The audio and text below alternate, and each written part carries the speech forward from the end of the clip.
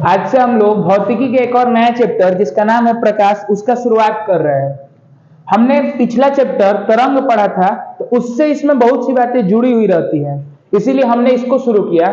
तो प्रकाश क्या है, तो हमने उसमें आपके तरंग दैर्ध्य से जुड़े हुए बताया था कि ऐसे तरंग जिसके तरंग दैर्ध्य, ध्यान से सुनिएगा, ऐसे तरंग जिसका तरंग दैर्ध्य 3900 एंगस्ट्रॉम से लेकर 7800 एंगस्ट्रॉम तक होते हैं, ऐसे तरंग दैर्ध्य को क्या बोलते हैं? ऐसे तरंगों को क्या बोलते हैं? प्रकाश बोलते हैं।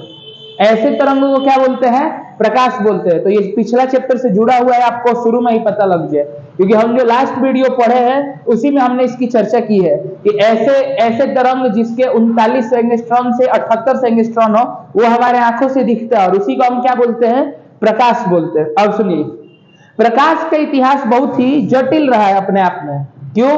क्योंकि प्रकाश को कभी लोगों ने तरंग कहा, कभी बोला कि वो कणों से मिलकर बना है। इस वजह से जो प्रकाश के ऊपर बहुत से नियम है, नियम मॉडल के नाम से है, कि मैं बता रहा हूं कि प्रकाश क्या है, सब लोग अपना अपना मॉडल प्रस्तुत कर देते कि क्या चीज कैसे हुआ। देखिए, प्रकाश के ऊपर पे सबसे पहला मॉडल जो आया 1637 में है, दकार्ते नाम के वैज्ञानिक ने लाया, और इन्होंने दो प्रसिद्ध नियम दिए। एक स्नेल का नियम, क्या दिया इन्होंने? स्नेल का नियम। ये बस याद करने वाली बात है, आपको याद करना पड़ेगा कि दकार्ते ने क्या दिया था? स्नेल का नियम दिया था। इसको हम लोग कर्णिका मॉडल भी बोलते हैं। कर्णिका मतलब कि प्रकाश कणों से मिलकर बना है। स्नेल्स लॉ आप पढ़े होंगे, स्नेल का नियम पढ़े होंगे कि साइन ऑफ एंगल आई, मतलब आपतित कोण का साइन और परावर्तित कोण का साइन बराबर होता है, लेकिन उतना हमको डिटेल में नहीं पढ़ना है। बस याद रखिएगा कि दकार्ते ने दो नियम दिए थे, एक स्नेल का नियम, दूसरा कर्णिका मॉडल, दूसरा कर्णिका मॉडल। देखिए आगे सुनिए।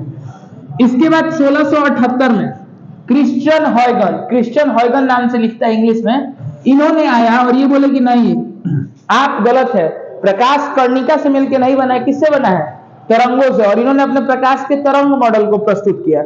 इन्होंने क्या किया? प्रकाश के तरंग मॉडल को क्या किया? प्रस्तुत किया। ध्यान से सुनिए। इसके बाद थॉमस यंग आए, जिन्होंने अपनी मॉडल 1801 में लाई, और ये बस लोगों को उतना समझा नहीं पाए, बस अपना सिद्धांत दिए। लोग अभी इनसे पूर्ण रूप से सहमत नहीं थे। सहमति दिलाने का काम किसने किया? थॉमस यंग ने। इन्होंने अपने स्तर पे बहुत से परीक्षण किए और इन्होंने लोगों को विश्वास दिलाया कि प्रकाश जो है वो तरंग है, ना कि कणों से मिलकर बना है। फिर इसके बाद जो अगला आया 1850 में फुको नाम के वैज्ञानिक ने तरंग मॉडल की प्रवृत्ति, मतलब कि उन्होंने तरंग मॉडल के बारे में बहुत सी बातें ऐसी बता दी जो अभी तक किसी को नहीं पता था। तो ये इनके बीच में बहुत से लोगों ने काम किया, लेकिन हम उन लोगों के बारे में पढ़ रहे हैं जो बहुत ही प्रसिद्ध थे। अब सुनिए, इसके बाद के मैं दो तीन नाम जो दूंगा ना, वो आपको ईयर के साथ कभी नहीं पूछेगा। देखिए, इसके बाद अपने सदी के सबसे महान वैज्ञानिकों में से एक न्यूटन का मानना था कि प्रकाश कणों से मिलकर बना है, ना कि तरंग से। ध्यान से समझिएगा, ये स्टोरी की तरह दिया रहता है कि न्यूटन का क्या मानना था कि प्रकाश कणों से मिलकर बना है, ना कि तरंग से। न्यूटन की आप समझ सकते हैं कि अहमियत बहुत ज्यादा थी, अपने औरा के वो सबसे महानतम व्यक्तियों में से एक थे। तो लोगों ने इनके बाद फिर से क्या दिखाया? विश्वास दिखाया, और लोग फिर तरंग मॉडल से किसकी तरफ आने लगे? न्यूटन मॉडल की तरफ। उसी में इनके सपोर्ट में, इनके समय के बाद इन्हीं के सिद्धांतों को आगे बढ़ाया sir Isaac Newton, Albert Einstein ने। किसने बढ़ाया? अल्बर्ट आइंस्टाइन ने। तो आपसे कोई पूछेगा कि अल्बर्ट आइंस्टाइन और न्यूटन प्रकाश के किस मॉडल के ऊपर अपना सहमति दिखाते थे, तो वो था कण वाला, प्रकाश का कणीय मॉडल। ठीक, इन दोनों लोगों ने दिखाया। इसके बाद अब पूरी तरह से ये कहानी क्या बन गई? जटिल बन गई। इस तरह से ये कहानी क्या बन गई? जटिल बन गई। फिर इस प्रकाश के क्षेत्र से दूर विद्युत क्षेत्र में मैक्सवेल नाम के वैज्ञानिक ने अपना एक सिद्धांत निकाला, जिसको वो चुंबकीय विद्युतीय परीक्षण,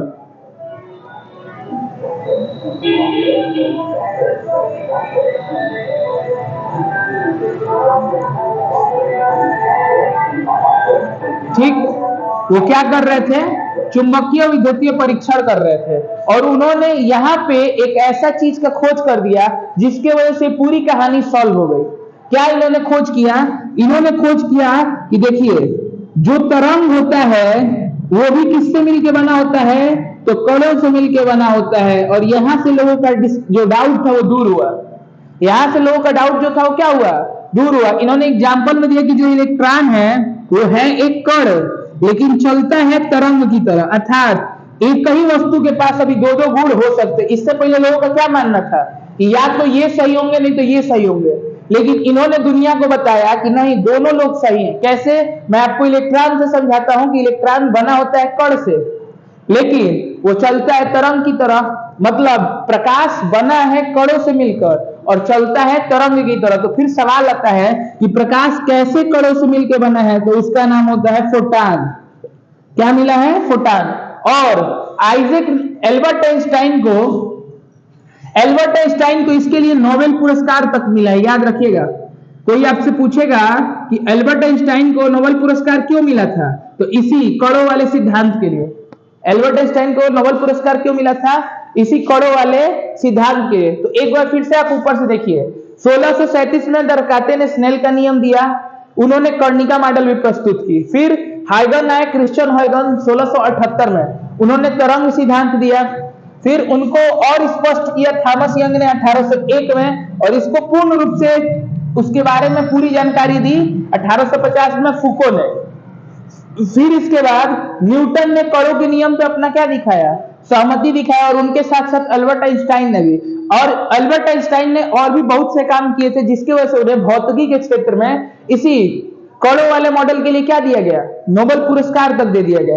इसके बाद मैक्सवेल नाम के वैज्ञानिक है, जिन्होंने चुंबकीय और विद्युतीय, चुंबक और विद्युत मतलब वो इलेक्ट्रोमैग्नेटिक क्षेत्र में काम करते थे, और उन्होंने अपना एक्सपेरिमेंट में ये निष्कर्ष निकाला कि तरंग भी कण से मिलकर बने होते हैं। और यहां से हमने लाइट की समस्या को क्या किया?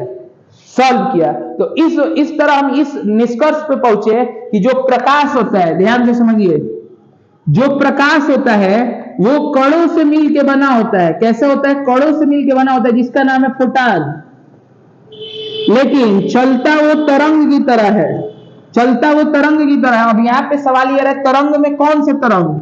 मैंने आपको यांत्रिक और अयांत्रिक बताए थे, तो ये चलता है अयांत्रिक तरंग की तरह। ये कौन सा तरंग होता है?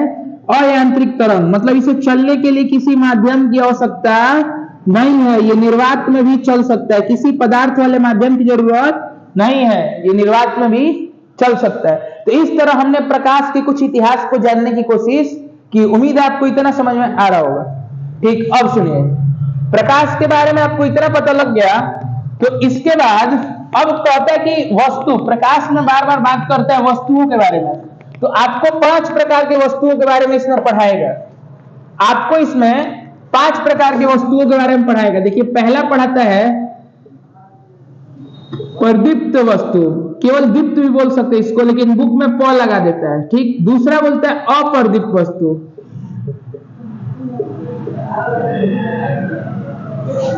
ठीक, ये शुरू में 2 समझिए, केवल ये 2 समझेंगे, फिर 3 अलग जैसे। देखिए, दीप्त वस्तु किसे बोलते हैं?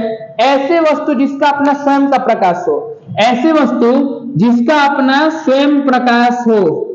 जैसे उदाहरण के लिए सूर्य, जो बल्ब होते हैं वो देख लीजिए, लालटेन जो हम लोग घरों में जलाया करते थे पहले, ये सब क्या होता है? इनके पास अपना खुद का प्रकाश होता है। इनके पास अपना खुद का प्रकाश होता है। तो ये क्या हुआ? एक दीप्त वस्तु हुआ। और ऐसे वस्तु जिनका अपना खुद का प्रकाश नहीं होता है, उन्हें हम लोग क्या बोलते हैं? जिसका स्वयं का प्रकाश नहीं हो। स्वयं का प्रकाश नहीं हो। उदाहरण मैं आपको दे रहा हूं अभी। जैसे सबसे बड़ा इसका जो उदाहरण है और जो डाउट का केंद्र है वो है चंद्रमा। चंद्रमा के पास अपना खुद का प्रकाश नहीं होता है। चंद्रमा सूर्य की प्रकाश से हमें दिखता है। याद रखिएगा, जो चंद्रमा से सूर्य का किरण टकरा के हमारे तक आता है वो 1.28 सेकंड में हमारे पास पहुंच जाता है। याद रखिएगा, चंद्रमा से, बहुत ही आसान सवाल है लेकिन ऑनलाइनर प्रकाश से बनते हैं। देखिए, जो चंद्रमा से सूर्य के किरण टकराता है वो हमारे आने में कितना सेकंड लेता है? 1.8 सेकंड। उसी तरह सूर्य का प्रकाश हमारे धरती तक आने में 8 मिनट 16.8 सेकंड लेता है। ठीक, सूर्य का प्रकाश सूर्य से लेकर धरती तक आने में 8 मिनट और 16.8 सेकेंड लेता है। तो ये मैंने सूर्य और चंद्रमा आने की वजह से आपको दो यहीं पे एक और ये वन लाइनर सवाल बन रहा है जो एग्जाम में ज्यादातर पूछ लिए जाते हैं, आप इसको देख लीजिएगा। तीसरा आप पढ़ना है, ये 3, 4 और 5 एक जैसे है। देखिए इंग्लिश में बोलते हैं इसको ट्रांसपेरेंट। क्या बोलते हैं? ट्रांसपेरेंट मतलब पारदर्शी। क्या बोलते हैं? पारदर्शी। फिर होता है ट्रांसलूसेंट, इंग्लिश नाम भी आपको याद होना चाहिए, इसको बोलते हैं अर्ध पारदर्शी। अर्ध पारदर्शी। फिर से लास्ट होता है ओपेक मतलब कि अपारदर्शी। अपारदर्शी, ध्यान से समझिए। पारदर्शी ऐसा माध्यम, ऐसा वस्तु जिसके आर पार दिखे, जैसे कि हवा। हमारे और कैमरे के बीच में बहुत हवा है, फिर भी आपको आर पार बोर्ड पे दिख रहा है, तो हवा क्या हुआ? पारदर्शी माध्यम हुआ। तो ऐसा वस्तु जिसके आर पार पूरा साफ साफ दिख जाए उसे हम लोग क्या बोलते हैं? पारदर्शी वस्तु। ऐसा वस्तु जिसके आर पार पूर्ण रूप से तो नहीं दिखे, थोड़ा बहुत दिख जाए, मतलब आधा अधूरा दिखे, आधा अधूरा दिखे, इसके उदाहरण बहुत जरूरी है, ध्यान से समझिए।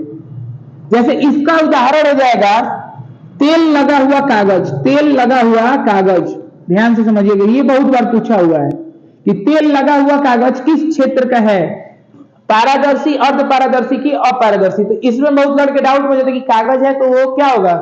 अपारदर्शी होगा, लेकिन ऐसा नहीं है। तेल लगे हुए कागज से आप देखेंगे तो आप भले साफ साफ चेहरा नहीं देख पाए, लेकिन आपको पता लग जाता है कि उस साइड इंसान खड़ा है कि कौन खड़ा है, आपको पता लग जाएगा। तो तेल लगा हुआ कागज किस चीज का उदाहरण है? तो ये एक अर्ध पारदर्शी वस्तु का उदाहरण है। इसके बाद लास्ट आता है ओपेक मतलब अपारदर्शी।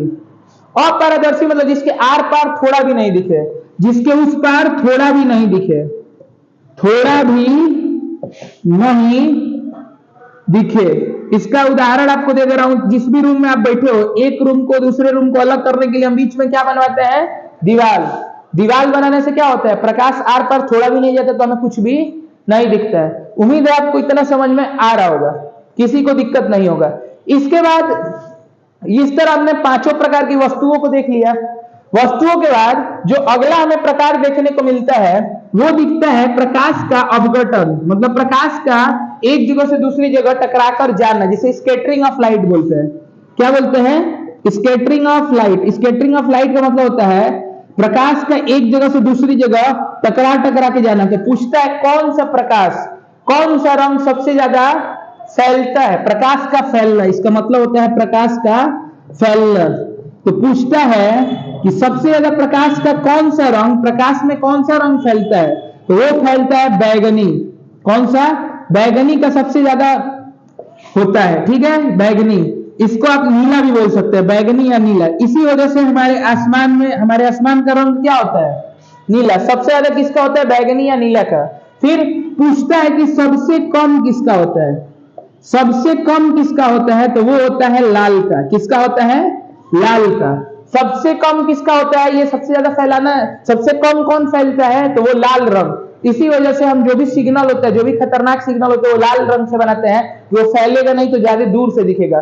जो फैल जाता है वो दूर से नहीं दिखता है लेकिन ज्यादा दिखता है, और जो नहीं फैलता है वो दूर से दिखता है लेकिन कम दिखता है। इसीलिए हम जितने भी सिग्नल उग्नल होते हैं खतरनाक वाले, उसको हम किस चीज से दिखाते हैं? लाल रंग से। तो हम प्रकाश के पहले भाग में बहुत ही आसान चीजों को देखते हुए आए। आपको इसमें वन लाइनर बहुत ज्यादा मिलेंगे। जो प्रकाश के ऊपर हमारा दूसरा वीडियो होगा उसमें बहुत ज्यादा टफ चीजें मिलेंगी, मतलब इससे हम ज्यादातर एग्जामों का कवर कर ले रहे हैं। वन लाइनर सारे इसी से बनेंगे, लेकिन कुछ बढ़िया प्रश्न उधर से बनते हैं जिसमें हमें ज्यादा सोचने की जरूरत पड़ती है। जैसे कि उसमें हम पढ़ेंगे कि प्रकाश पे कितने डिग्री पे कितना एंगल बनेगा, कितने प्रतिबिंब बनेंगे, फिर से गोलीय दर्पण, दोनों प्रकार के हम उसमें खत्म करेंगे, लेंस को खत्म करेंगे। तो अभी प्रकाश के ऊपर कम से कम 2 वीडियो और आएंगे, और आपको यदि किसी भी प्रकार का डाउट हो तो कमेंट बॉक्स में जरूर बताएं।